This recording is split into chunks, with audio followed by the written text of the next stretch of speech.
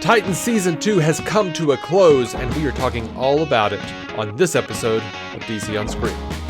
The podcast where we discuss the DC Comics multiverse on film and television, give honest opinions on projects upcoming and past, and believe that every version of a property is valid, even if we do not want it to be. If it's been released, it's fair game, so beware of spoilers. Welcome to the show. I'm David C. Robertson. This is Jason Goss. Hi. Hey man, I did the opening in a funky way, and I didn't mean to, but I did it, and I didn't feel like jumping back and redoing it. So it sounds weird, but whatever. We're going. I'm giving a double greeting, and we're fine. That's right, and double's fine because this is our second helping of Titans. It's okay. Yeah, it's fair. Yeah, it works, right? I'll take it. Nah. Yeah. But yeah. Yeah. All right. Real quick, we are trying to get to 100 ratings and reviews over on Apple and I'll put a link in the show notes, or you can go to dconscreen.com and there will be a link there. But we're trying to get to that. We are, I think, at 81. And we did get left a review. Is that the way that doesn't sound right, but I'll say it that way. We did get left a review, and we'll talk about that on the next news episode, which I believe should be next week. Yes. But this week we're just talking about Titans. And we do want to thank our patrons, though. Yes. Patreon.com/DC on screen. I'm pretty sure I'm going to be throwing up a Chasing Squirrels this week. I'm excited about that. Yeah, most likely. All right, so let's get into Titans, man. Because we're going to be talking about this season with probably a certain amount of emphasis, a good emphasis on the finale, I would say. Yeah, that's our style normally, for sure. Yeah, but before I get into the finale, I've got stuff to say about the rest of the season, because I feel like if we just talk about the finale up front, it's going to be unfair to the rest of the season. No, give it its proper play. What you got? All right, so a lot of people said the season premiere was weird, right? They did wrap up the Trigon story really quickly. Yeah.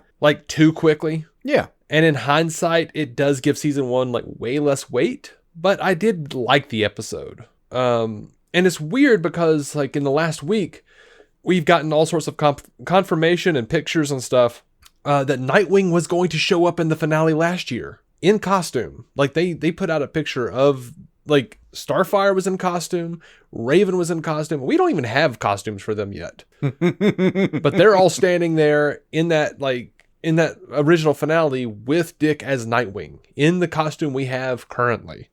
So, and I think that would have been too soon. Yeah. I like the idea that it was thought of as a fast forward that didn't make sense.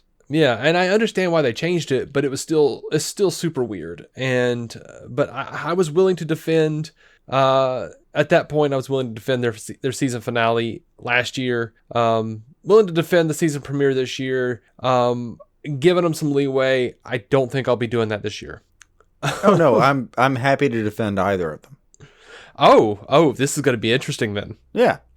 So over the course of the season, I really liked the lead up. I liked seeing the Titans training. Mm-hmm. Yeah. I felt like it was appropriate that Jason Todd and Rose found each other. It was nice that the two really obnoxious characters found each other. We have an attitude. I like that you think they're obnoxious in a way that's no, maybe they have some grounds. Well, but yes, but I specifically feel like that is fan service making Jason Todd an obnoxious character. Completely agree there. But I think that's them doing their job as showrunners. Absolutely. That they built that into the character. Mm-hmm.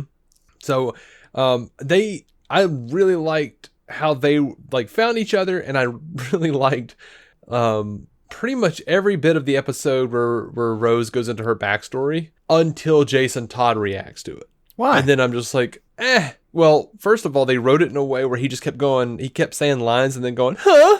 And I was like, what are you, Joey Lawrence on Blossom? What is happening here? I don't even remember that. Sorry. Huh? I don't even remember that. You have to point it out. I'm sorry. Oh yeah. It was just right before he left, and he just kept saying, "Oh, what do you think? Blah blah blah, huh?" So and so. He just kept saying "huh" after every sentence. It was weird and annoing. Okay, but, that may be a bit on you.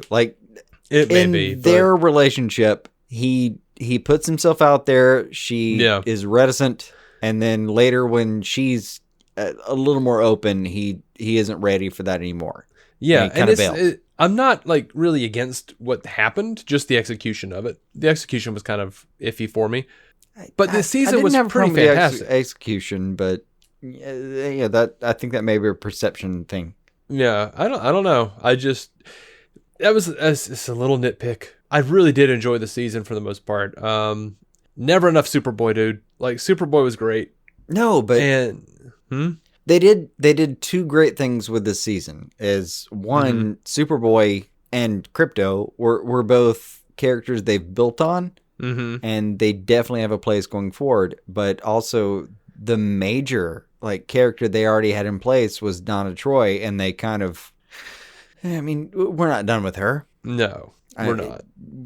Just no fucking way. No, and they better not be. Yes, and also they better not be. That's one of those things where, they cannot be done with that story.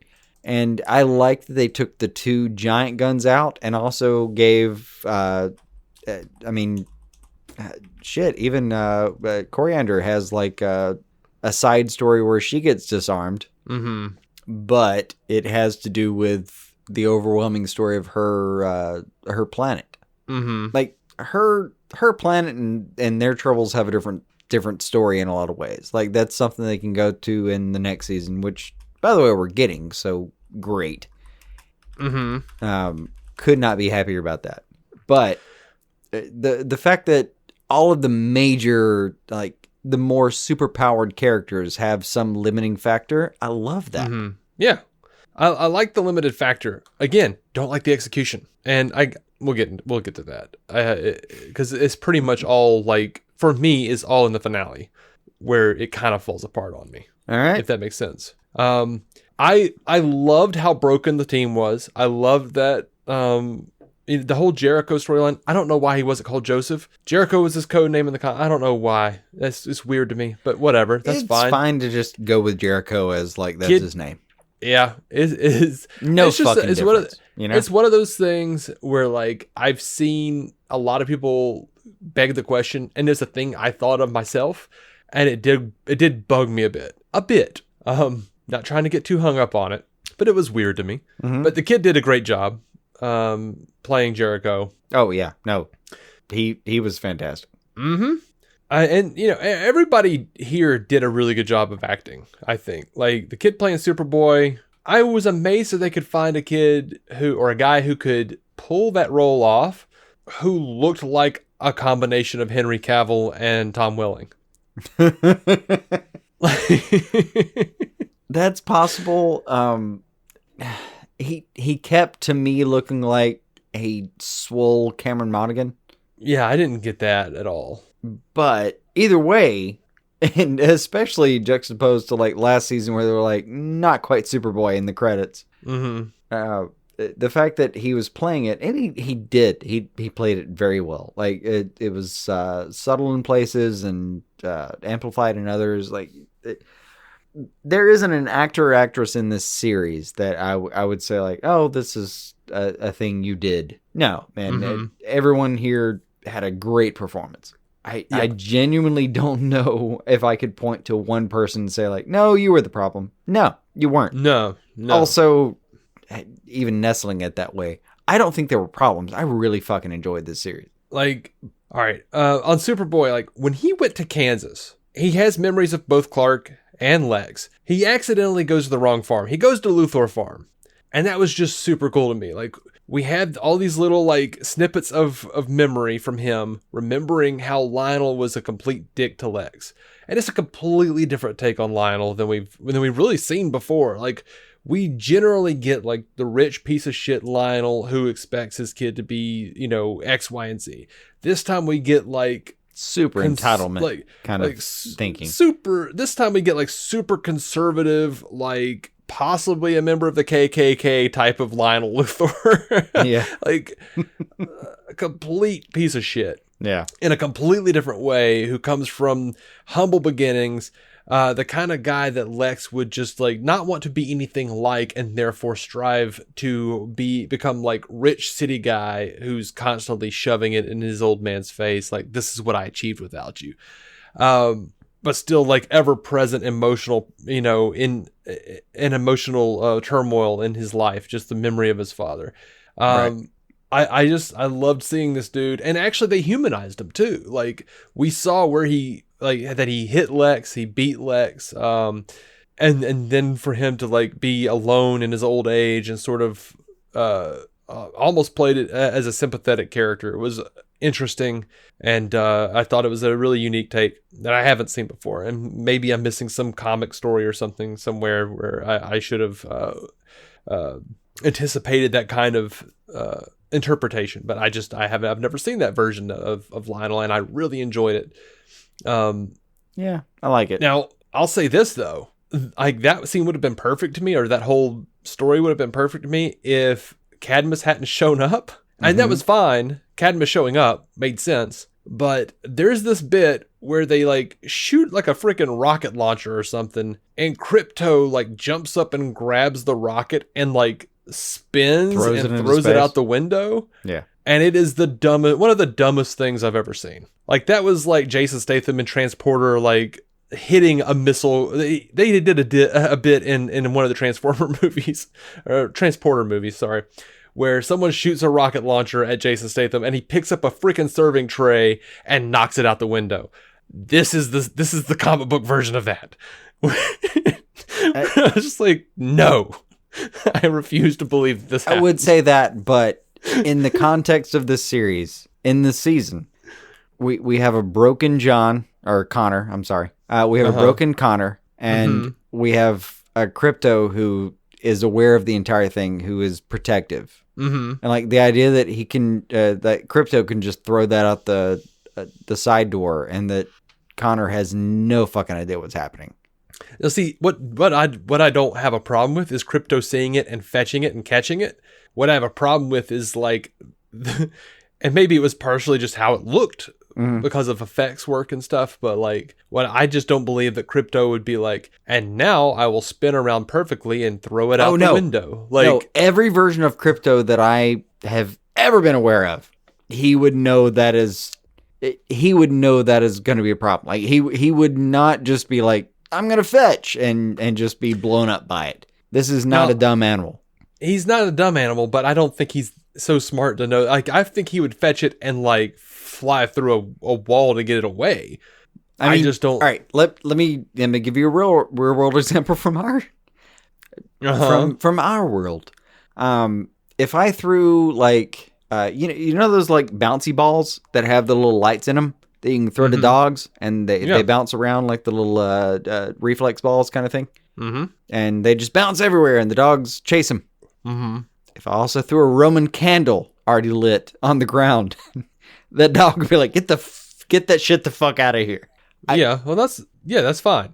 It's just, we're also dealing with Crypto, who I think has like a real world level intelligence that, in all fairness, we appreciate canonically. Like, one of our favorite scenes of the animated series is like Crypto floating outside while Batman's spying on Superman. That wasn't the animated series. That was an Ed McGuinness, Jeff Loeb run. Yeah, you're right. Sorry. In the books. I've conflated the two, but yeah, the scene is the same, and it is. That the is intelligence factor. But that is, yes, but that is an instinctual intelligence, not a. Hey, I mean, I'm not bothered by the fact that he knew the missile was bad. Instinctual intelligence to like, if I throw something at my dog, he just knows that's coming at me. And if I throw something near my dog, he might just fetch it. Right. And I don't have a problem with him fetching or knowing that it's bad. I have a problem with him knowing exactly what to do with it. I kind of don't know way. In a certain way, like, I get that he's like, nope, fuck that, and just sends it into space.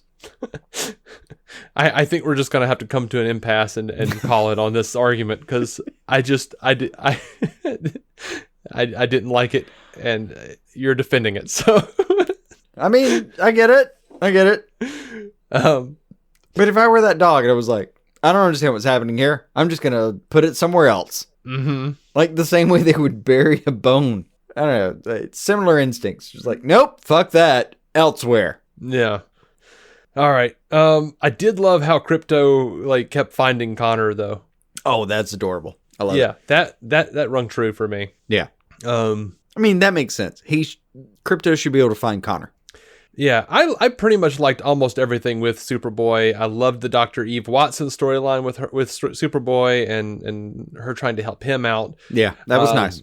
And I loved Superboy's initial interaction with and friendship with Gar. Like I loved how Gar was like reading to him and like he was just kind of left alone in Titan's Tower to care for him. Oh, that was nice. Thought, and by the way, the apology later when Nick has to go to him and just say that was on me. I shouldn't have done that. Mm-hmm. That was so good. Yeah, that was great that they hung that lantern because the whole time I was thinking like everybody left Gar with Superboy. What pieces of shit. Yeah. Like that is like terrible for them to do to Gar. Like that's just I don't know, man. That sucked. Like in all fairness, there's some string left on the table where like even Gar says like, so I should just contact Batman because he apparently knows Superman and he gets super excited. But when he tries to contact Bruce, he gets nothing. Yeah. It's one of the few things where I was like, I don't know where the series is going. Because when he tries to contact Bruce, nothing. And then later when Raven has apparently brought them all together and Bruce is at the table in the last episode and everything's copacetic, Bruce has nothing. Yeah. Like, I think the idea of Bruce is being used in a lot of ways. And it comes to bear in the entire fucking Nightwing lead-up story that's so fucking good. So good. Yeah. Everything with him in prison is phenomenal. Everything, yeah. There is a lot to do with the fact that Bruce Wayne is there and competing stories of him as a reality that is confusing. Mm-hmm. Which is as it should be, I feel like, for Batman. It makes sense. Yeah, like that could just be Bruce Wayne being deceitful as fuck because that's what he does. Yeah. But it could also have the hypothesis in the finale is that Raven did it. Yeah, did Raven just do that to us? And yeah, maybe. But it also could be something that's so deep that Nightwing is doing it to all of you. I don't know. I mean, he did it to himself. Which, by the way, I love the idea that all like Bruce leaves in the middle of the desert. Bruce leaves, and all of these and by the way, like if it was Raven, it was some subconscious version of herself because she was led to Elko as well. Yeah. But I love it's that a split part of her mind if it happened that way. Yeah. I do love that scene where they were like, so did Bruce Wayne just really bring us all to Elko to mansplain some shit to us? Yep. Yes. And they're just like, yep. And okay, that it made perfect sense because he's Bruce freaking Wayne. Like that's I loved that, and crazily enough, the part that stuck with me later was like, he ate that donut. He ate that donut that Starfire made that bitch make. Like, she gave a hostile speech about how I came here for those donuts, and you've got sugar and batter and make this shit work. And later he was like, oh, a jelly. Yeah. Made off with it. That part bizarre. Really, like, I don't know, it brought it into me. And if it is, like, part of me hopes the Trigon storyline isn't dead. Like, I would love to see part of me hopes the entire season was some reflection of this thing. Yeah, to some degree. Like, because he was defeated far too easily. He was. And also, Deathstroke was not... he wasn't defeated too easily. He was. And there was a lot... Yeah, I mean... There was a lot of lead up that would make it make sense, but it would make sense if somebody told me, like, no, that was in your head. That fucker, you've still got to worry about him. Yeah. There's a lot of stuff here in this show that I'm starting to wonder about here. I love a lot Walter of dubiousness Hahn, if you're a viewer. Walter Hahn, the Cadmus agent, he tells Dawn and Donna that they did some sort of, quote, brain salad surgery to Gar. Yeah. Which is a great reference to the prog rock band Emerson, Lake and Palmer. It was an album they released in 73. Brilliant, wonderful cover. One of my favorite album covers of all time, even if I'm not a big fan or anything, but still good pull. Yeah. And by the way, I've seen some people be like, this is a Cadmus agent who's employed by Lex Luthor. There's no way that he would just let Don and Donna in, just because they're like delivering his sushi or whatever. But I love that, like, they kind of flirt with him a bit, and as they walk in, he goes, "I deserve this. I deserve this." Okay. So that totally didn't work out for him, but had it been anyone else delivering that food and trying to get in there, I don't think he would have bought it. He would have seen through it. But I can't fault his reasoning here, because his morals, we already know those are faulty. If you're working for Cadmus, making shady-ass, non-humanitarian decisions on the daily, a possible three-way with Donna and Don is a no-brainer. Like, I feel like even the best of us would struggle with that decision. I mean, it's one of those things where, like, I mean, it's virtual anyway. All right. I don't know, maybe. It's not even... If you could describe it as like a non-destructive format of that, yeah, maybe you might decide to go for it. Was it virtual? Yeah, but not destructive to their personality or physicality. We're like, no, it's just in their heads or your head or whatever. I didn't think it was just in either of their heads. This was a real thing I thought that happened, is they showed up at his house pretending to have his delivery, and then they tied him up and found shit out about where they were keeping Gar. Oh, yeah, that part. Okay, yeah. But anyway, that guy was fun. He's like, "I don't report to you. You do now." Oh, shit. Mercy was great in this thing. This is my favorite version of Mercy I've ever seen. It's not a bad one. Oh, I mean, I think it's far beyond not a bad one. Like... I mean, starting with the like fake execution, and then ending with her giving like, "Oh shit, dude!" I don't like oh my god, just like putting all that shit in Gar's head, having him like kill those real scientists, just sitting there with a smile on her face. Also, I don't know where DC Universe I don't know where they're getting these people. I mean, it's enough that all the dudes on the show are hot, and, I am completely, I'm completely straight dude, have no problem saying, yes, all these men are hot. These men are ridiculously hot. But these women, I haven't felt this way since I was 13. Like, I've never had so many celebrity crushes. Like, I love your Keynesian scale version of the, no, for context, all these men are super attractive. I understand that. Fundamentally, and also, oh my god, these women. Yeah, like, I don't want to be unfair to the men. Very attractive males. These are attractive men. I understand. I get it. But like, Dawn, Donna, Mercy, like, what are you guys doing? Like, is this from a lost continent? Where are you getting these women?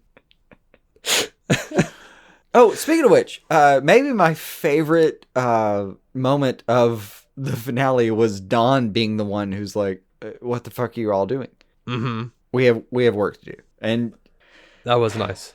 Some part of me kind of wondered, realistically, like it seems like every time they get food together, they like 2 bites, and then they're like, "Oh yeah, we have to do this extremely calorically devastating activity of fighting a fucking bad guy from the 7th dimension." Well, but I'm glad you got 2 bites of balsamic seasoned salad before you got onto that adventure. Well, you know why. Yeah. Like, eating is a good reason for everyone to get together so that they can all do something together and leave. Thematically, it's great. Also, cinematically, it's great. Eating scenes are a nightmare to edit. Oh, yeah, no, they're terrible. Continuity people just commit suicide instead, I assume. Now, I want to get it back up to lead up of the finale, because I've got a lot of stuff to say about this finale. All right, go ahead. All right. So, I liked how Dick is sort of punishing himself. He goes to jail. And I did like how he comes up with the idea for Nightwing. And I enjoyed that it made sense to me that Bruce has a whole team of costume makers who are just like, I like that it's not just like poor old like sweatshop Alfred like hemming everyone's uniforms somewhere in a cave. But you have to know, like, you have to know where to find somebody. I did think it was a neat take on how Dick comes up with it, using like the guys who had that legend of the, basically Nightwing who was going to save them. Yeah. And they had like the Nightwing symbol. That's solid. And also he earns the shit out of that symbol, like in the course of the series. He did. At least he earns a new thing. And one of my favorite parts is when they walk away from that same dinner table. Bruce kind of mentions, like, yeah, it's a far cry. It's like, yeah, it is. He doesn't apologize for it. He just says, yeah, it is. Like, no resentment. There's no underlying. There's no emotion to it. He just agrees. Yeah, and that seems to be okay. Which, I love that. Is a great point to bring up. I want more Bruce in Dick's head. I love the idea that I don't Dick know is if you're going to get it at this point. I don't. I think you got a lot of it, and it was really good. Those prison in his head fight scenes were fucking amazing. Mm-hmm. And I love the idea. See Bruce in his prime form, like just putting him down, getting to see his actual fights. God, it was so good. I love that Dick is so damaged by his past that he's got Bruce Wayne in his head. Like, yeah, to the point that he can't win a fight in his own head. Yeah, it's fantastic. And you know what that actually reminded me? It was great, but it gave us a glimpse of what Bruce Wayne as Batman is capable of, and I loved that as well. I mean, do you remember the Scrubs bit where JD imagines him and Turk as Batman and Robin, and he's Robin, and he's like, "What does it say about me that in my own fantasy, I'm the sidekick?" And then we pan over to Turk as Batman, who says, "Well, look at it this way. It's not like you're Alfred, or at least you're not Alfred." And it cuts back to him, and he's dressed as Alfred, and he goes, "Damn you, sir." That's what it reminded me of. It's like Dick can't even win a fight against Bruce in his own head. And I love but it made sense later. Like he needed that fight. He needed to fight something inside himself, and then it turned out on the one hand he was fighting the idea that he, I don't know, could be somebody outside of the Bruce shadow, which is always the idea of any Robin. And it also had to do later with him kind of realizing that even when Deathstroke was talking to him as just Wilson, he was miming things as Jericho. Like it gives him this insight. It's like, no. There's a reason I didn't attack him that day. Yeah, that was all good. Yeah. All right. I want to say I love Ian Glenn as Bruce. I've seen a lot of people complain about it. I think he is perfect in a way I couldn't have imagined. He feels to me like the Adam West iteration of Batman had that version of Batman happened in a much darker reality. I love two things. I love his poise. And I love his accent.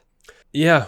I had to adjust to the accent, but I did too. In the context of what he grew up with, basically growing up in like a nightmare version of New Jersey, his accent actually makes some sense. And I love that he stuck to it and it made sense. And more than anything, he sold me on his poise. He sold me on the idea that he was Bruce Wayne and like an older Batman who could probably take you if he wanted to, but that's not what I'm here for now. And feels a little more like an Oracle rather than a Batman. Yes, very much so.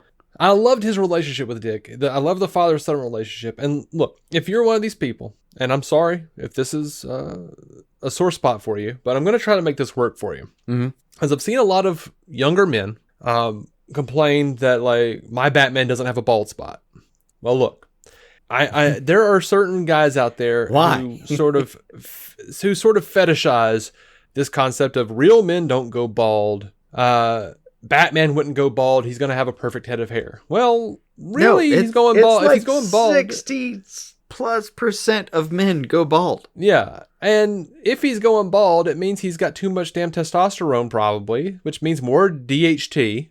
It's killing his follicles. And also, being Batman is very stressful. You're going to lose a little hair. I love the super involved theory. Well, as a balding man myself, I feel compelled to stick up for Bruce here. You have a 1 in 3 chance of keeping your hair as a guy. I'm just guessing at the percentage based on some It's been a long time since I've seen that stat. I'm sorry. Mm-hmm.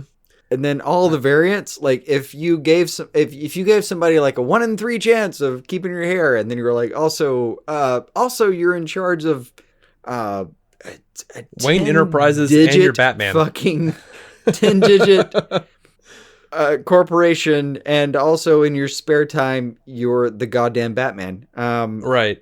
You're probably losing your fucking arm hairs. Oh, not to mention.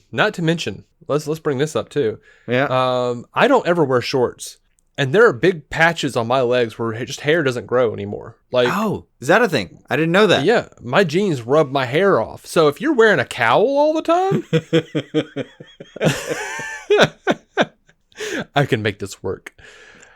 And I'm sorry if you're one of these guys. I don't know what your deal is. I don't know if you're just like, no, my Batman doesn't go bald because that's for losers.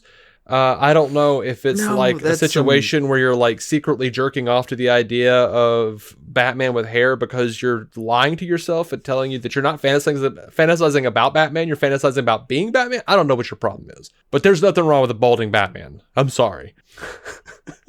Representation matters. This is the first Batman I could feel myself being a part of. I know, and I do want to point out that at some point you had problems with Wonder Woman not having blue eyes. That does bother me a little bit still, but I think that's just because I feel like that lends to an otherworldly quality about her. Like, she doesn't seem like she belongs in the world that she is from or the world that she is in. You know what I mean? Like, it's no, it gives her like, that super you're a minority piece of the genome kind of. Oh yeah, you're not normal. Like, even if the actress had in the good like way, normal, if that's possible. Yeah, like I am a huge proponent of the idea that like you can have to make somebody look a little extra special. I mean, not extra, but a little extra special. You take some minuscule quality, because people focus on the eyes. Even if they had cast an actress, and I'll say the same thing for the Superman character. One of the things that they did really right, I feel like one of the things I love that Bryan Singer did is he took Brandon Routh, who has naturally brown eyes, and gave him these sort of otherworldly blue contact lenses. Yeah. Even if they had cast someone with blue eyes, they're just going to be normal blue. I want that shit to be like otherworldly blue. Like, to me, like when we look at comic books, we look at Batman's white eyes, and that denotes an air of supernatural ability. When we look at Superman, we see like these like bright, like baby blue eyes, and we think like, oh, that's God level. You know, like there's something subconscious inside of us that attributes that to power. Yeah, there's a preternatural kind of feel to it. I get that. Mm-hmm. So it's just one of my little hang-ups, and you know, I get hung up on weird shit like that, and I can't help it, and I'm not gonna lie about it.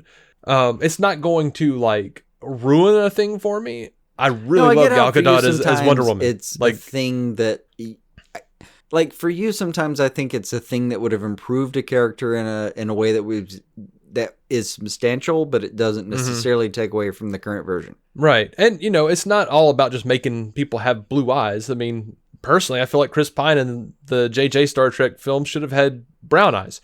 They should have changed that back to brown because Shatner had brown eyes. And genetically, yes. Absolutely. Genetically, yes. I agree. But still recessive genes, so fuck it. Who knows? Mm-hmm. So anyway, I liked Ian Glenn as Bruce. I suppose I don't care. Like, if I've in the same vein that, you know, people have been like, my Batman would never be black. Well, I admit it would be kind of weird for me at first, but I'm down. Let's do it. Let's figure it out. Let's see if it would work. No, like, fuck it. If it's fine. Like, the idea of a character is the idea of a character. If you hit all those marks, I don't give a shit about the superficial things. Yeah. They don't matter. They don't. They're literally called superficial. Mm-hmm. Just make the character work. Yeah. But in this context, yeah, like I don't know. I loved a lot of what I've been shown here. Mm-hmm. How much did you love Bruce doing the Bat Tootsie in Dick's brain? Oh, that was a nice callback. That was a really nice callback. Now, we saw Gar as a snake in the premiere. And once they started doing the brain surgery on him at Cadmus, I was like, oh, this is how he's going to realize he can do different things. And apparently that just confined him. But that made... All right. And it was frustrating knowing his character and knowing what he can do. But storytelling wise, it made some sense. Because it gives them a box within which they can play without completely breaking it open. Like the same reason they're going to kill Donna right now, or slightly neuter what Starfire can do, and kind of still keep open what Raven can do. But we've worked for 2 years to get to that point. Yeah. Like you have to keep people's powers within the range of what you're trying to do as a storyteller. Yeah, and I get that. But it can be frustrating looking at one character and be like, no, that's not what that character can do. And we're going to get there. Just hang in. I'm definitely having like heroes type issues with this show.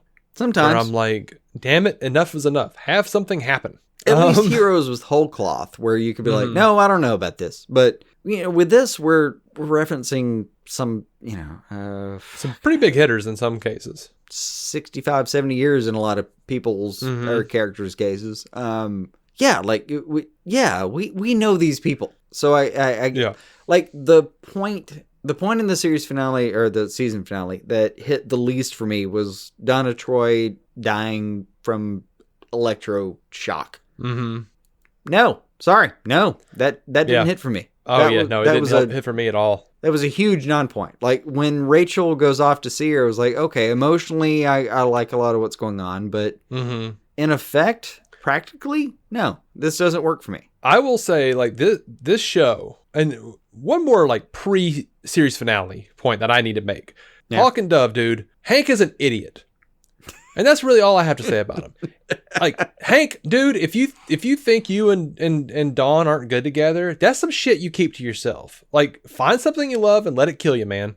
But his ass, like, oh, we're not good together, we're going to screw up everything we touch when we're together. And then, like, proceeds to go off, fight in a cage, do tons of cocaine, and sleep with groupies. Nah, man, that shit's on you. Dude, she didn't have anything to do with your problem. Exactly, though. That's exactly why it made sense, is it doesn't have anything to do with your problem. Yeah. As junkie behavior, that made complete sense to me. They even titled an episode Faux Hawk. Yeah. I'm not saying it didn't make sense. I'm just saying he's an idiot. He's an idiot. But and it's frustrating to watch him do that. I know. Junkie behavior is always frustrating to watch. It's one of the hallmarks of watching it. Like, you need patience to deal with junkie behavior. That's one of the things. Here's the thing, though, because they could have had, and this is why I bring this up last. Yeah. If they had a 22, 23 episode season, that would have been a great single episode. But you think it took up time? We took up too much time for them to just wind up both back in the Titans together. Like, if he had been they didn't end up necessarily together. They ended up together with terms. Right. Absolutely. And they could have accomplished that without an entire episode of him having sex with weird chicks from a bar and tracking down his sold suit. That was stupid. Like, it would have been a great episode. It would have been a great episode of, like, pre-season 8 Arrow. But as far as, like, a limited time space, like, we got a lot of, like, episodes that just shouldn't have happened, because Titans at this point, and I'm willing to call it, Titans is the Stephen King equivalent of a superhero show. Like, they have great lead up and they botch the ending, because this entire season finale was garbage to me almost. Like, I didn't think it was garbage, but I felt like it was the thing people were going to rail about, was that, this is garbage. Mm-hmm. And I even saw it coming that some people, and you included, were going to say, like, oh no, the lead up is fantastic and the letdown is letdown. Yeah. It's like an Adderall crash, dude. Like, this. Bethany and I were really excited to sit down and watch this finale. And, we're like, okay, cool. Corey doesn't have her powers. How the hell are they going to do this? And then I'm like, why is she going in the first place? Why is she the first to jump out of the car? Of course she gets shot in the arm. and Rachel healed her right away. So why did Dawn, Donna, and Rachel have to sit in the car and watch Nightwing and Ravager fight Slade? And initially, it was just Nightwing. Like, clearly he's having a little issue. He's having some problem fighting Deathstroke, which, by the way, Deathstroke's the entire villain throughout almost the entire season. We know that Cadmus is around with Superboy, and that's cool. Hold on. Great... Let's go back to the truck real quick. God. Just, there's so much. Hold on. To the truck real quick. Mm-hmm. It is quickly established that they are pinned down. Donna's down by the what? The one where I'm like, I think this is a problem. Like, but even Raven still, has god demons coming out of her. Okay, all right, but she doesn't know how to control what she's doing. Uh-huh. Necessarily. So there are basically three people hanging out, and one of them has literally never bled until this moment, and it scares her. And that's fine for her to stay in the car. I have no problem with her staying in the car. I don't think she should have been there in the first place. Leave her ass at Titan's Tower, son of a bitch. Leave her there. Maybe, but if you were her, you would insist like, no, I don't know when this is going to fix itself, but I'm coming along. I would do that. I would have that amount of hubris. I'm like, no, I was a god. Like, right. And I understand. Like a month ago. Fuck that shit. I'm going. I understand that from her point of view, and even her being in the car can be explained away by that. But for her to be the first to jump out was stupid. But no, for her to be the first to jump out is also explained in that context where she's like, no, seriously, I can do this. No, I can't. I'm sorry. I'm injured. Rachel healed her really quickly. Rachel hit her really quickly. I had a little problem with how quickly she healed her, but also it doesn't change anything within the context of that car. She healed her very quickly, but that doesn't mean she can leave again because that shot went through her like forearm, but it could have gone absolutely. Through her she shouldn't leave the car. Absolutely, she should not leave the car. I agree Rachel with you there. Shouldn't leave the car because she doesn't like she's one of the things where like I've enjoyed watching her powers grow, but she still doesn't know what she's capable of and what she can stop. But Dawn and Donna stopped before. Should have gotten out of that car. Donna should not have gotten out of the car. Donna was beaten now that we know that a little shock person with all of her powers. And I don't completely buy that myself, but no, I mean, yes or no, buy it or not. But in the context of this show, Donna was literally left in the street to die by this man. I get that she didn't want to come out and actually face him. So they let Dick do it by himself. I don't buy that that's in character for either of them. A new Dick. I mean, not necessarily. Yeah, and Deathstroke says as much. But I get that at some point he shows up and he's kind of the change in this season is his. They would have called it the rise and the lead up in the verbiage of the episode. Like he rises. Nightwing showing up versus Robin. Like Robin could not take this guy on, but Robin going through what he went through apparently can. And in all fairness, he shows up super confident, even asking like, "Who's hurt? All right, stay there," and just goes and takes this guy on. A good way to have handled this was for him to have some sort of goons, or for Dawn and Donna and Rachel and Corey to actually have something to do other than just sitting in a car. Because the whole importance of having a team, the importance of having a team like the Titans. They get there, but part of it don't get there. They don't get there though, because when they're fighting Superboy, they send them one at a time, and Corey goes up there like she's gonna do. We just established you don't have powers, dude. Why are you going single file up to fight Superboy? Goes up and stupid. Says, "Oi, mate!" Yeah, it's stupid. The whole point of having a team is that you work together. Yes, Donna got taken down by Deathstroke alone, but if she's helping Dick Grayson, Nightwing fight, you go and you help Dick fight Deathstroke. You don't wait for Deathstroke's daughter to run up and run him through with a sword. Well, they didn't she didn't just come out of left field. We're talking about three people who psychologically were super scarred and super kind of pinned by the episode. And then, but who hasn't been? The two who, one who was just out of fucks and ready to deal with this guy. And by the way, didn't have he didn't have a reactionary or an oppositional agenda. He had a very proactive agenda. Like that scene wasn't about killing Deathstroke. That scene was about saving Jericho. Right, absolutely. But, what would have been great for them to save Jericho is if Donna jumped out and lassoed his ass while Dick took him down and then got Jericho to, like, it wouldn't have ghost mattered. out of him. They'd already established that Deathstroke could take any one of them out at any given time. But he didn't. Yeah, Nightwing and Ravager took him down. Yeah, together, after betraying him. Together. After betraying his trust and I just don't using I don't the care. inner Jericho dialogue to do it. Yeah, and I don't even if they couldn't take him down, I don't buy that it's within any of those characters who are capable of fighting to not fight. I don't buy that Donna and Dawn wouldn't get out and try to do something. But again, they really do. They show that later. They get to the point with the fairgrounds where that's the truth. Where they decide we're a team, so we're going to go and try to tackle basically Superman Jr. by ourselves, each and every one of us.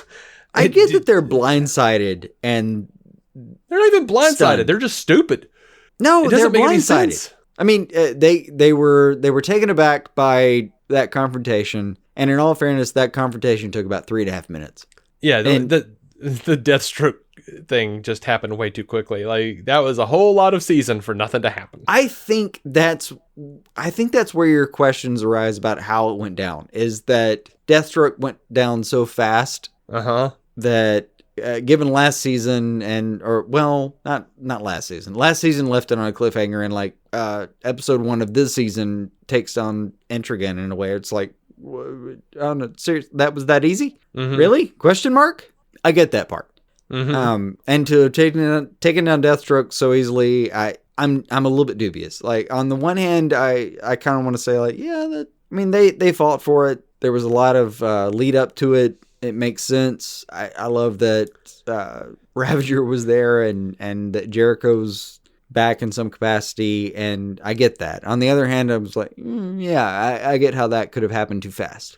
And they even hang a lantern on it and say, like, is he dead? Yeah, he's dead. I don't believe that's even true. Like, I don't think he's dead. Like, Slade heals. Deathstroke. Yeah. He's Deathstroke, yeah. I think I would like to see him dismembered and brought to different quarters of the earth before I was like, yeah, he's dead. I suspect, well, he might be like Lobo. If he's like cut off an arm, it might grow another dead. Into a fucking volcano before I was like, yeah, no, another Slade. Then you'll have like 4 different Slades to deal with. All right, so dropped into a volcano. I think it would be interesting if this was all part of Slade's plan. Like, if he knew that Ravager was going... he knew that Ravager was going to betray him, but he didn't want Jericho to die, but he needed Jericho out of him so that he could have full control again. So he lets Jericho possess his sister and then, quote-unquote, dies, which I think is still stupid because the Titans know that he has healing abilities. They say it. But whatever. And then he comes back. Like, low-key, he wakes back up and comes back. Okay. I wouldn't be surprised if that happened. I was surprised that we got so little. I thought they would leave Cadmus and Superboy as a season cliffhanger. Just go ahead and just do like the Slade confrontation, then be like, oh, and now Superboy and Gar are going crazy, and they've got to go deal with that. Yep. But they tried to cram it all into one finale. It didn't work for me. I didn't like that, Corey even went out to fight Superboy. She has no powers. It doesn't make any sense. I did like Rachel calming Gar down. Oh, that was fantastic. That was good. I didn't necessarily buy the Dick in Connor's mind knocking down the walls shit. That was a little too on the nose for me. I know. I kind of like that in a way. And I didn't buy it when he says you're... It made sense, though, with Connor and where he's been with Cadmus Labs. Mm-hmm. I bought that in a way that, like, if we were talking about Slade and whether he's down, or even Intrigan, whether he's down and all that, I bought hard that, Cadmus Labs has some tricks up its sleeve, but that Connor's released at this point, I bought that pretty hard. I you know what I thought was really stupid, and this is a silly thing to be annoyed by, but the Superman shaped symbol that says Cadmus on it was real dumb to me. But Dick telling him, your family and we will always find you. I buy it, but just barely. Like, most of the time Connor's been around, Dick has been gone. And I only buy it because Dick really only gets hard for saving strays. Like, he sees something in them that relates there's specifically. an orphan instinct. Yeah. He but it's also, it makes sense for him, though. I mean, psychologically, it makes sense for him. And also, he did leave him be in Titan's Tower, but he also left him be in what he thought was a very secure place with a person that he thought maybe was capable of, I don't know, at the point that he left him be, kind of keeping track of a vegetable and then maybe calling Bruce if things went shit sideways. I feel like Dick relates specifically to people who have abilities and struggle with the darkness within them, and people who have, in Dick's mind, been exploited by their parental figures, because that's Dick up and down. Like, he feels like Bruce has exploited him. Robin, at his core, is a kid who had this extraordinary skill set physically and is exploited by the person who took him in after he faces great tragedy. Yeah. Everybody in this fucking show can relate to that. But you know what would have made your family and we will always find you line really work for me? And Dick's interaction with him inside of his mind, if they had some sort of interaction before, like maybe Dick left after he had a conversation with Connor. All right. Like, maybe Connor wakes up and then Dick leaves after that. But if we had a conversation or something, or maybe some mind meld, some kind of bullshit, we already know Connor had Cal's memories. In the comics, Dick gets the name Nightwing from a Kryptonian hero called Nightwing. That's one of the sources. Yeah, that Superman remembered. And he named himself Nightwing in honor of Superman and because he was a big admirer. He was a big admirer, and he felt like Superman's lightness and hope was a light in the dark, a way away from Bruce's mentality. It was his way of not being Bruce. Yeah. It would have been great. And I enjoyed how the alternate take of how he came up with Nightwing. But they didn't talk about the name. Especially, like, given that take, especially how this Bruce says, like, that's a far cry. He's like, yeah, I know. Yeah. I think it would have made more sense throughout the season. It would have made more sense with Dick and Connor connecting in that last episode if he had gotten the name for Nightwing from Connor, who has Superman's memories, and had Superboy wound up inspiring the lighter hero Dick was to become through those memories. I think it would have strengthened the bond between them, made the later scene in the finale make a lot more sense. It would have been a neat twist on an old tale that would have felt more cohesive and less random. That's just my opinion. But I think I could argue that A Tale of Two Orphans finding each other, I know it's I know how hokey it sounds, but that idea that, like, even Raven is saying find the light, that resonated with me. Like, the fact that fucking the child of a demon is saying, like, just you got to find the light for this motherfucker. And it resonated to me with where Dick was in the context of the story. That all made sense. And the fact that you come out on the other side and he has this personality, I would like the idea that they eventually have some connection between, Superboy and Nightwing and all of the mythology of the Kryptonian mythology and all that stuff. But I could buy it as it is, and I think it might. I think you might get that moment, but in retrospect, and it might mean just as much. I think they could build to that. Yeah, they don't necessarily have to build from it. I don't know. All right, so we've got, like, they've snapped Connor out of his shit. They've snapped Gar out of his stuff, and now we're in full on Ghostbusters final scene mode where everyone's cheering for them. Yeah, and Gar starts smiling and being like, "Yay, haha, we did good." I'm like, dude, you didn't do anything but eat people. Where's your remorse? Your happiness is a little tone deaf, buddy. Like, just cover up and go somewhere else. Like, I don't need you to be like, yeah.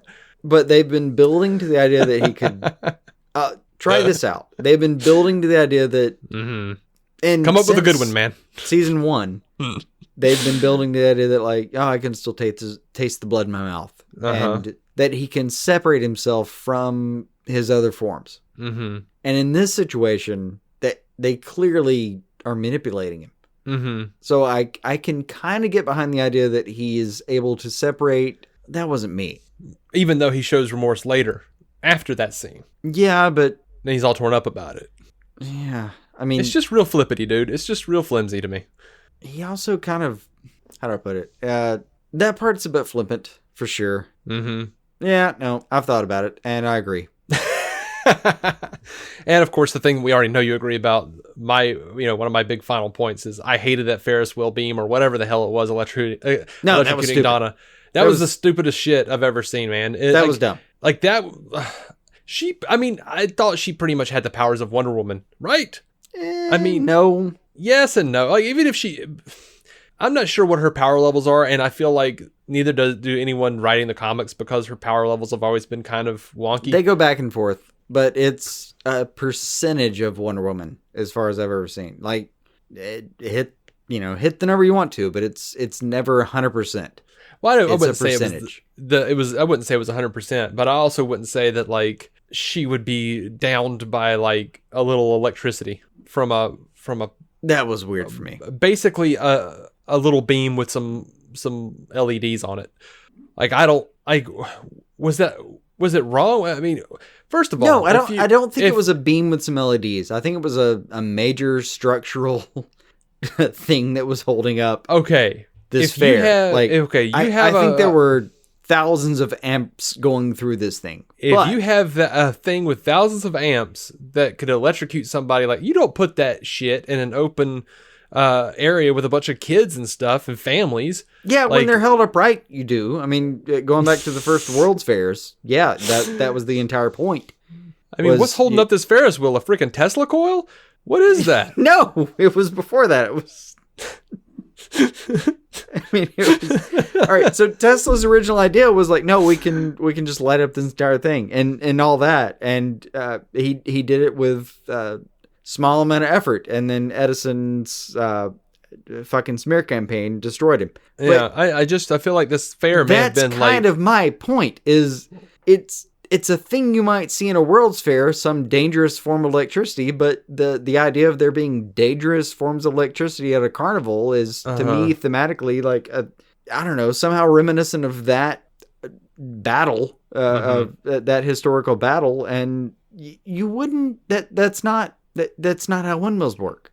Like, I just feel like was this fair was this fair put on by Cadmus? Were they about to try some version of the Philadelphia experiment? Plan was fucking Connor. Yeah. Front to back. I'm just saying. Soup to nuts, A to Z, Alpha Omega. Their entire plan. I don't believe I don't feel like the Ferris wheel beam would have had enough electricity in it to take down Donna Troy.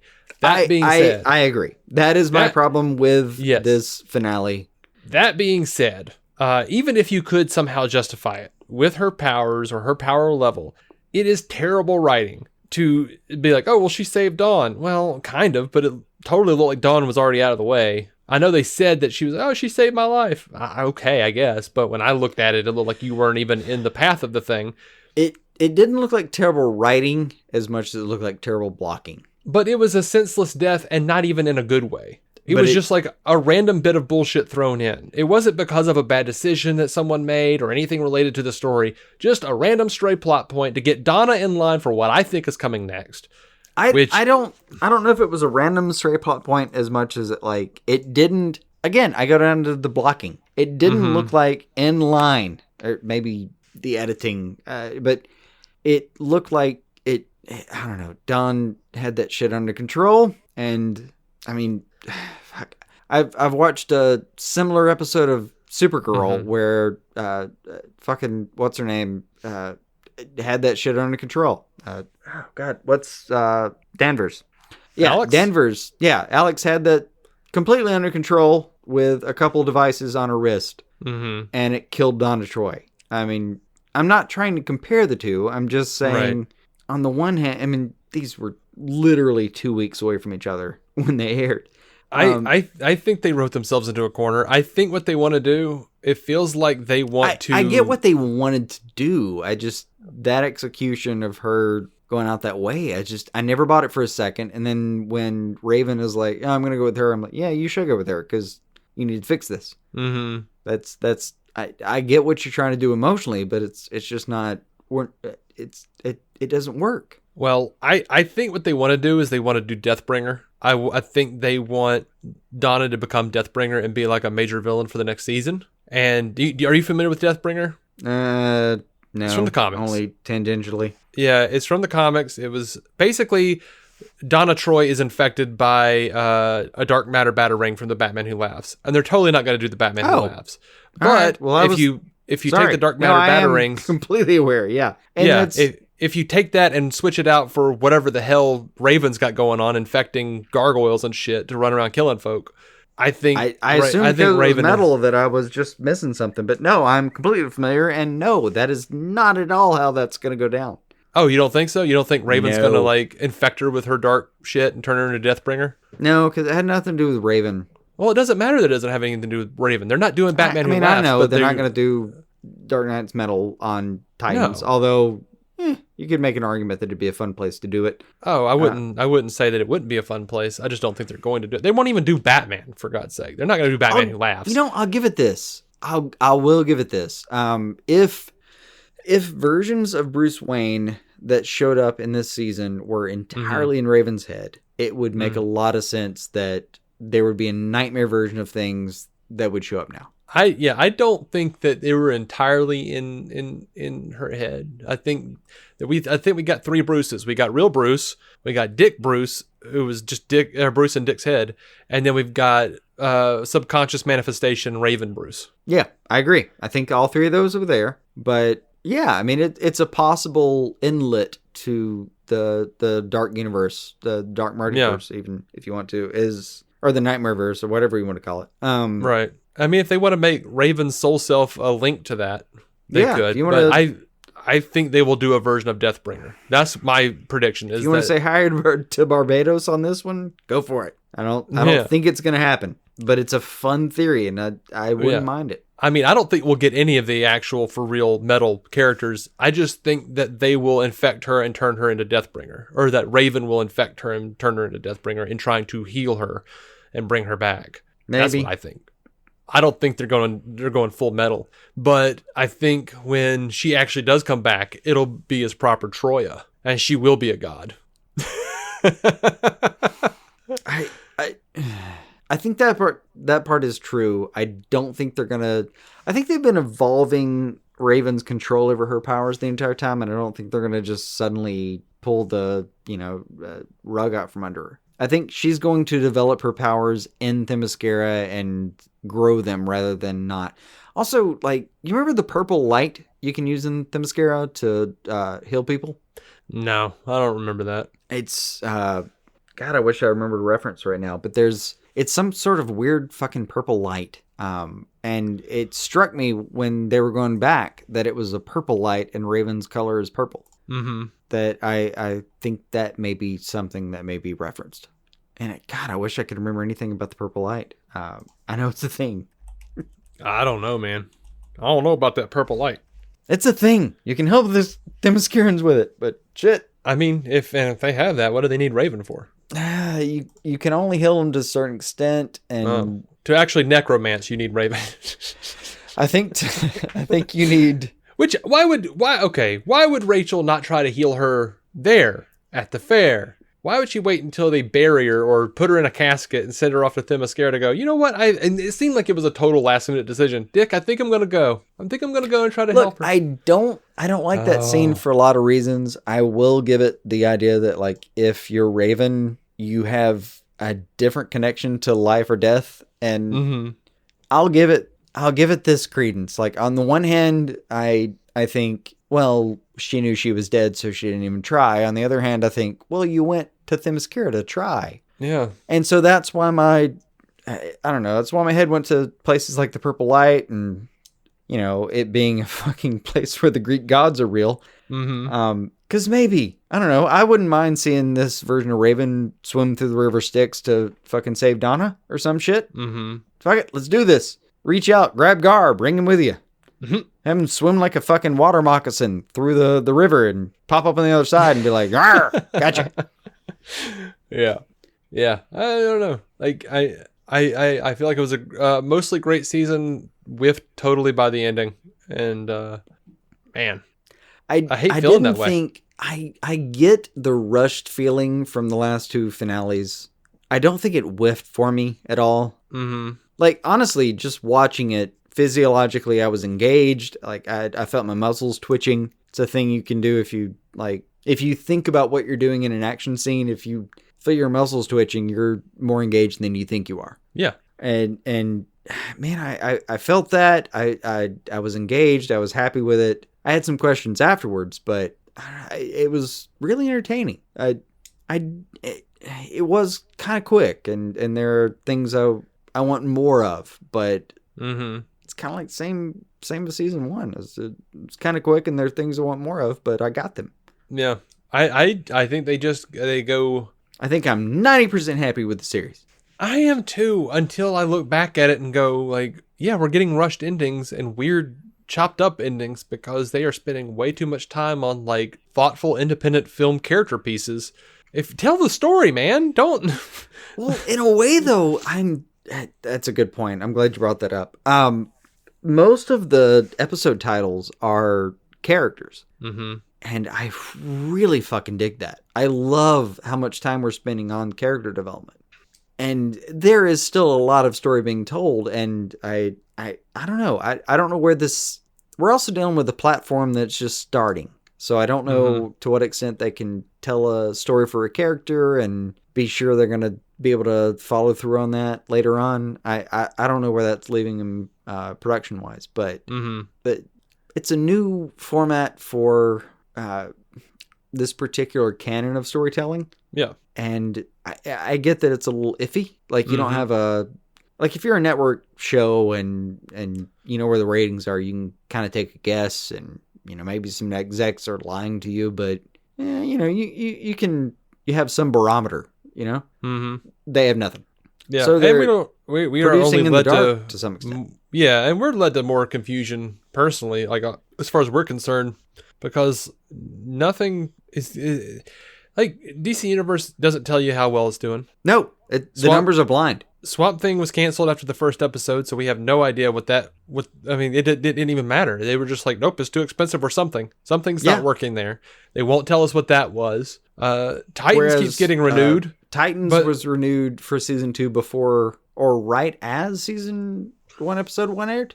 I think it was right before. It was before. Titans was renewed before it ever even aired. And Stargirl is now suddenly, it was pushed back and was now suddenly pushed back by like 7 or 8 months. I mean, it was, but is now substantial.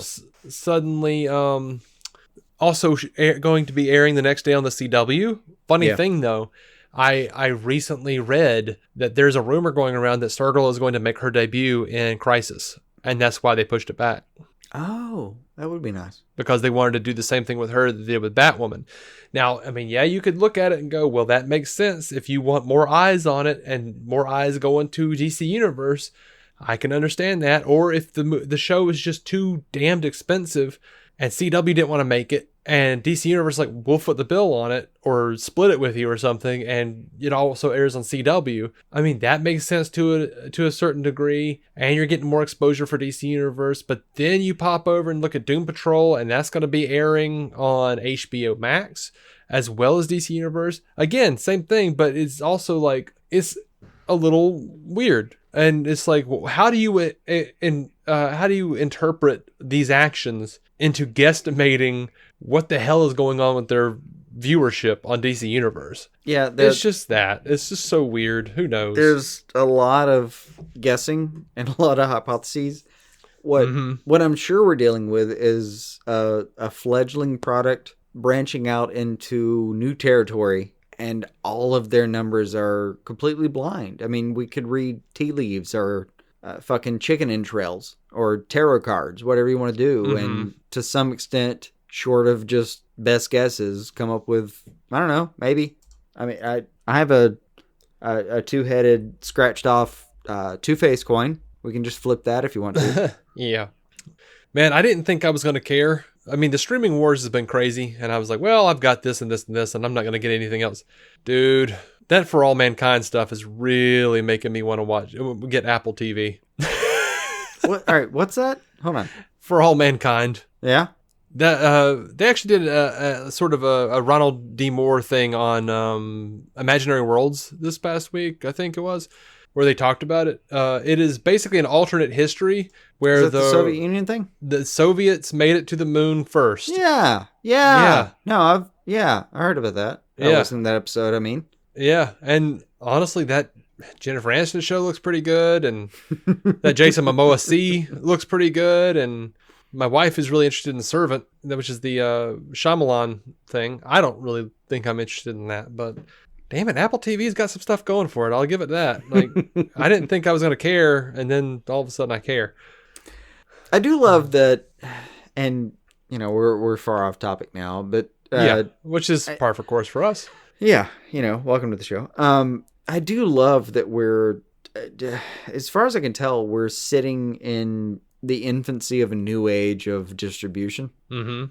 And this is one of the fun parts of covering what we cover, is it's frustrating at times, but we're also, in a way, like bleeding edge. We'll see what happens, because Warner Brothers doesn't have like this MCU, Marvel, DC, MCU, Marvel, Disney connection. It's not part of a greater distribution network in a certain way. Like Warner Brothers is a heavy hitter, but what they're doing with a lot of the stuff that we cover, they're just stretching their legs and seeing what happens and what works. I think we get a slightly different take than a lot of the Marvel stuff that, frankly, I watch and enjoy. And I mean, I watched 4 episodes of Mandalorian yesterday. I'm not opposed to any damn thing that's happening. I'm just saying, like, and the Warner Brothers DC connection is ambiguous, and they're trying shit, and it might be kind of fun.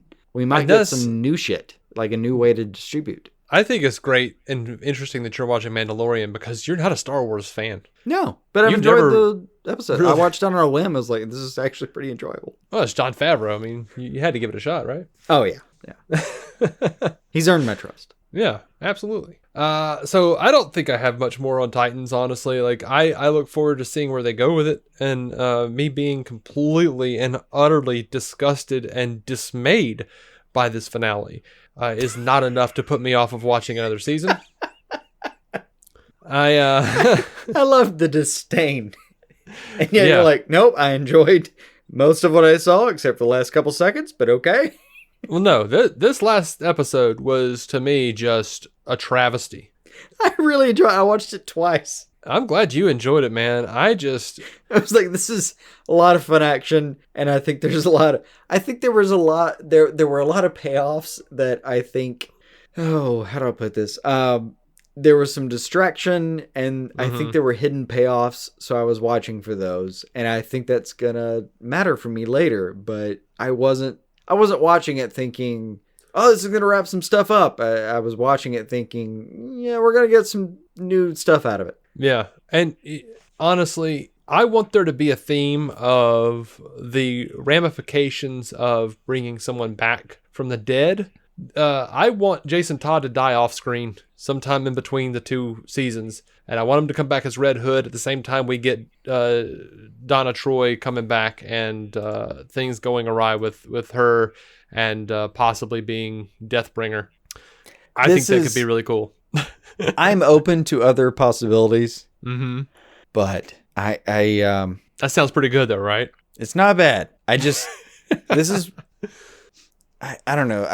I feel like, and if I'm wrong about myself on this, tell me, but I feel like traditionally I'm open to interpretations more than I feel like I am on this point. If Jason Todd dies, I want the Joker. Oh, I mean, I don't mind if they don't want to do Joker. I don't mind if they do Joker off screen, like it happened in between seasons. Like, well, that's one of my problems is if you have him die, you have to have this is I'm not even proud of this instinct, but it's one of those where I'm so specific about it that I question myself. Mm-hmm. If Jason Todd dies, he has to die by the hand of the Joker. If the Joker's in the universe, you have to show me him. Well, we saw him in the Dick Grayson episode. He was smushed in the top of a car, but you saw him. It wasn't enough. I don't feel that kind of entitlement, honestly. I just feel I don't even think it's entitlement. I just feel like there's so little to his story in a way. I don't know. I just pretensed all of that with me saying I think this is on me. So yeah. I mean, if you you don't seem to have a problem with it when they do it in Young Justice, where they come back and like, oh, you know what happened to so and so? Oh, you know what happened to Jason? Oh, yeah, and then they just move on. I don't. So I think I could be talked out of this instinct. Is I think what I'm saying. Yeah, I think I'm not sure I'm that tied to it, but yeah, I think if there is here's what has happened, and then we get Jason Todd and Donna coming back, and maybe I think there's a lot they could do with it thematically, and I think they'll go there probably. If it happens, it'll be next season, I think. I think other people could kill him and it would make sense. But, it would make a lot of sense if Deathstroke killed him, and that's why he came back. In a way. Or why both of them came back, frankly. That was Deathstroke's "No, I'm still here" moment, and that's Jason Todd's resurrection moment. That could be good. I could deal with both those. That could be interesting. They could even do a thing where... have Rose bring him out crippled. Yeah, they could do a thing where Joker has killed Jason, and then Slade gets a hold of the body and does like a blood transfusion or some crap and infects him with his own blood so that he has that way you don't have to get Ra's al Ghul involved. It's like something that actually matters to the show and has some sort of connection with the story they've told so far, which, judging by this finale, I will say I don't think they have a great track record of. Well, only in the sense that the big bads for the first two seasons are people who theoretically aren't dead yet. Mm-hmm. But in the sense that they've moved on and they've progressed all the stories and the characters and all that, phenomenal. But that's another reason that it should work is, you have Donna resurrected, Slade resurrected, and Red Hood, Jason resurrected. I think resurrection might be the theme of the next season. And if it's not, it should be. It very well might be. I mean, you could say Nightwing's entire thing this season is that. Yeah, maybe. I mean, he literally gets buried, by his own volition. We'll call it his prime personality's volition. He gets buried, and this is what comes out of it. And it's as much a Nightwing as it is a Phoenix situation. Mm-hmm. Same way you have Starfire, who's literally a bird with fire capabilities, and she gets clipped. Mm-hmm. That's part of what we're doing next season, for sure. Oh, absolutely. They're definitely doing something with... I mean... Yeah. You got my next paycheck on a bet on that one. Oh, yeah. They'll which, if, this season is an indication, we'll get her for, 3 episodes spread out over the 13 or 10 or however many it is, and lots of other things that all rush to finish up in the last episode. See, I thought they brought it pretty well together, but it is one of the things that I do appreciate about the show is they spend time on characters and they're willing to just straight name an episode after a character and just do that character study. Yeah. I like that. Mm-hmm. I get you on the I wish it had a more team up-ish kind of payoff, but I don't know if they're willing to do that every season. I think they're...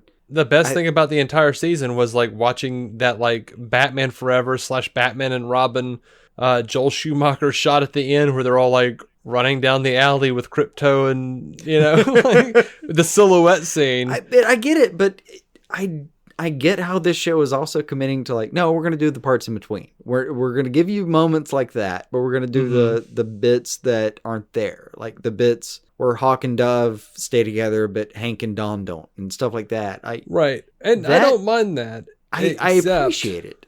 I don't mind that so much if just the finales / premieres didn't seem so weird and rushed. They seem rushed. I agree. I agree on that. It's just like, okay, well, we've got to get you to the next bit where they're mopey and having flashbacks again. But I think where we disagree is like, some part of me was like, yeah, they're rushed, but they're like rushing the rewards I've earned all season. Yeah. And, you know, I can for sure appreciate when they're like, no, that didn't work for me. But it's like I've been eating vegetables for a week only to get a crumb of cake. I mean, I get that.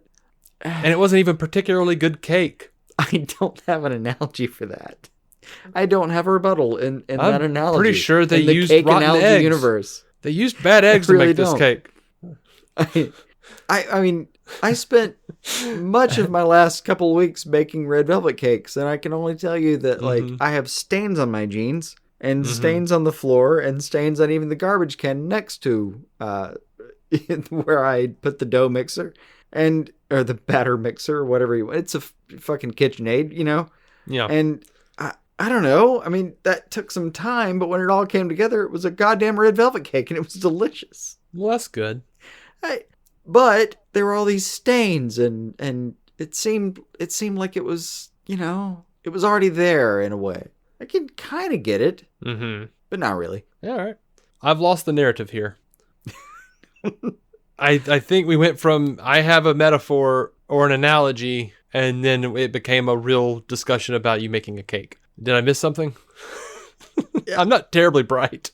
I would no, I don't think you missed a thing. I was trying to stretch and be like, I don't know. I mean, it was just really hard work, and then there was a cake. Yeah, and I enjoyed the speed with which that cake happened after all those hours of making everything happen. All right, that's it. I think I got nothing else, man. Yeah, I'm good. Cool. Thank you so much for listening. Let us know what you thought of the Titans Season 2 and the Titans Season 2 finale. And DCOnScreen.com for every episode for free. Patreon.com/DCOnScreen to help support the show. Or Apple Podcast. Please go check us out and leave us a rating and a review. And I mean, if you don't like the show and you feel like you have to leave us a low rating, well, that's fine. It does add legitimacy to the show. Yeah. In some regard.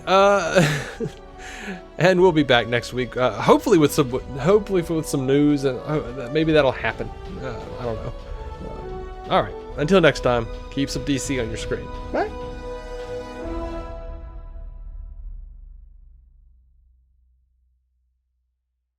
Our intro music is by Jason Goss and Michael Shackelford. Michael's band, Galactic Engineers of Magnetic Sounds, or GEMS, can be found on SoundCloud and Bandcamp. Visit DCOnScreen.com to find our Patreon, merch, contact information, and every episode of the show for free, including crossovers we've done with other podcasts. DC On Screen is a maladjusted production. For more from me and Jason, including sketch comedy, vlogs, parodies, and our improvised web series Hey Guy, visit maladjusted.tv.